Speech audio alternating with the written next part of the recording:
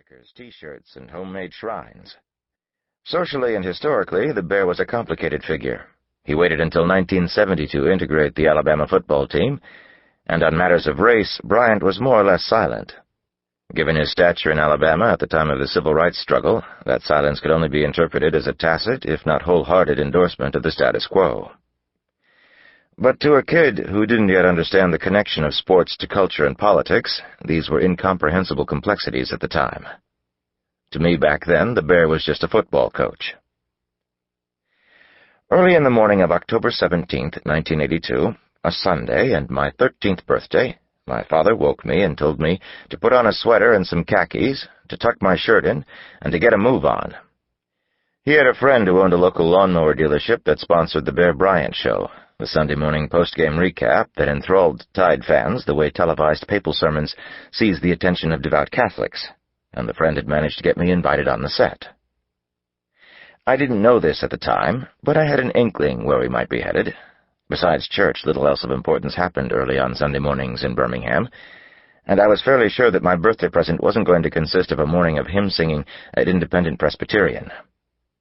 But the other possibility, that I was going to stand face-to-face with the most revered man in the state of Alabama and the architect of more joyful Saturdays in my young life than I could count, was too terrifying to contemplate.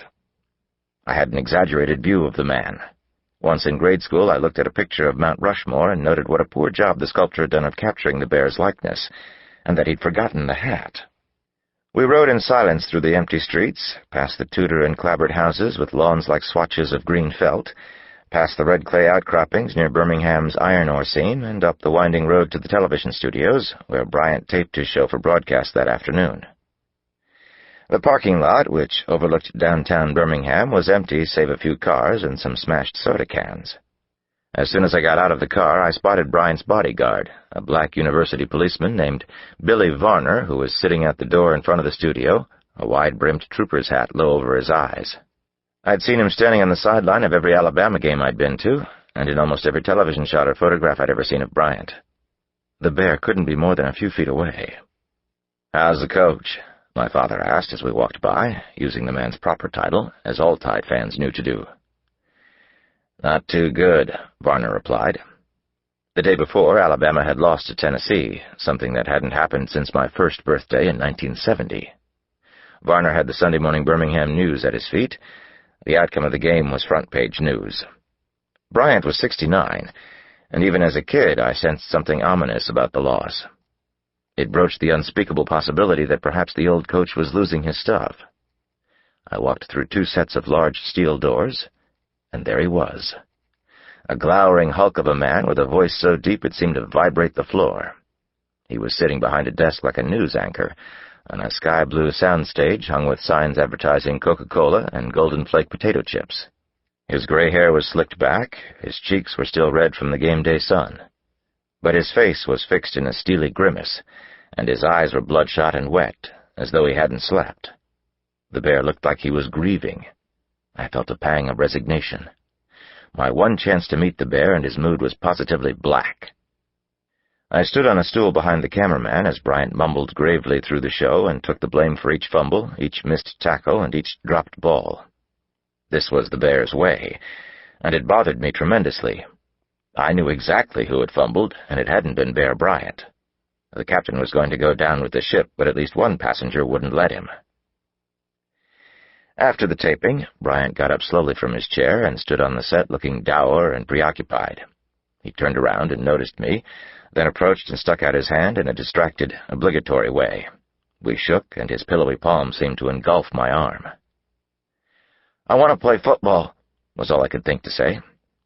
"I'm sure you'll do fine at it, son," he said, and that was all. This wasn't going to be the day to get motivational platitudes from the Bear. I wasn't even disappointed. At age 13, I knew enough about football and human emotions to feel badly for the old man. Losing to Tennessee, I figured, was hell on all of us. My father asked Bryant if he wouldn't mind posing with me for a picture. Without so much as a word, the Bear put his arm around my shoulder and forced an unconvincing smile. We stood there in front of the Coca-Cola sign in this uncomfortable pose as my father fiddled with his camera, stalling in the hope that Bryant might loosen up. After 45 nerve-fraying seconds, the bear leaned over to me and thundered, "Son, I don't think your father knows what the hell he's doing."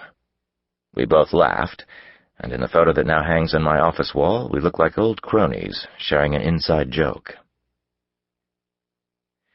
2 months later, Bryant retired, and fulfilling his prophecy that he'd die without football, he succumbed to a heart attack a month later. I skipped school the day of his funeral, and made my mother drive me to Elmwood Cemetery for the burial. Thousands of Alabamians lined the 45-mile stretch of interstate between the university campus in Tuscaloosa and the cemetery in Birmingham. Bryant's hearse and the 3-mile procession of cars and buses behind took farewell laps around Bryant-Denny Stadium on campus in Tuscaloosa and Legion Field in Birmingham before heading to the cemetery, where I stood with 10,000 other mourners. Each Alabama win had served as a kind of temporal hash mark on the green turf of my youth, and after Bryant died, I felt that field had turned brown. It took getting away from Alabama to develop a little perspective on being a fan, and perspective came quickly when I arrived at Columbia University in New York in 1987, coincidentally during what would become, by my sophomore year, the longest losing streak in the history of college football. The Lions lost an astonishing 44 games in a row, beating Northwestern's previous record by 10 games. An entire class of players graduated without achieving so much as a tie. It was quite an adjustment to go from counting up a record number of wins under the Bear to the inexorable accumulation of a record number of losses at Columbia. And just as concerning, no one at Columbia seemed to mind. Columbia was a kind of inverse Alabama. Where 90% of Alabamians had a favorite team, a similar percentage at Columbia seemed not to know the rules. In Alabama, life more or less came to a halt on football Saturdays. In New York, almost no one went to Columbia games, except for their comedic value, or else to witness some sort of losing milestone. Throngs of Columbia students crammed onto a New Jersey Transit local for the 1987 Princeton-Columbia game just to see what they hoped would be the loss that propelled Columbia past Northwestern's miserable streak. The Columbia fans, if you can call them that, wore Princeton orange and black and cheered wildly when Princeton scored. Some students unfurled a huge banner that read, "Go Columbia! Beat Northwestern!" When Princeton won, as we knew they would, the Columbia students toasted the loss with champagne, celebrating the fact that we were indisputably the worst team ever. I can trace my first feelings of self-consciousness about being a sports fan to that cool October Saturday in New Jersey, because here's the thing. I wanted Columbia to win. Try as I might, I couldn't hope to lose. I couldn't mock football. I was not a sports Dadaist. There were other revelations, and usually they came care of some form of public ridicule. I was ribbed for hanging the photograph of the Bear and me on my dorm room wall. Actually, at first I wasn't ribbed at all. No one knew who the old man was. They assumed he was my grandfather. When his identity was discovered, the ridicule began. I don't remember what was more unsettling, taking endless flack for having a picture of a football coach on my wall, or the realization that there were people roaming the world who at close range could not recognize Bear Bryant. Once I spent 3 hours listening to an Alabama-Auburn game on the telephone. There was no broadcast of the game in New York, so I called my parents in Alabama and had them lay the receiver next to a radio. When my friends realized what I was doing with a telephone next to my ear for 3 hours, well, suffice it to say that there was more ridicule. And when an undefeated Alabama team lost to Auburn my junior year, I anesthetized myself with a steady drip of keg Budweiser. The next morning I woke up on my dorm room bed, fully clothed and in the fetal position. My roommates reported that I'd taken refuge there at some point in the fourth quarter, and had wept myself to sleep. I wasn't in any shape to dispute this version of events, but again, was it so strange? At some point, I began to get the clear impression that it was strange. The problem wasn't that others thought my behavior was pathological. It was that I myself began to think something was a little off. I'd gone to Columbia to study humanism and the great books, to become a rational being. Crying oneself to sleep over the failure of a group of people you've never met to defeat another group of people against whom you have no legitimate quarrel, in a game you don't play no less, is not rational. It didn't make me feel any better about myself that while I was obsessed over college football, others were obsessed with pro football, baseball, basketball,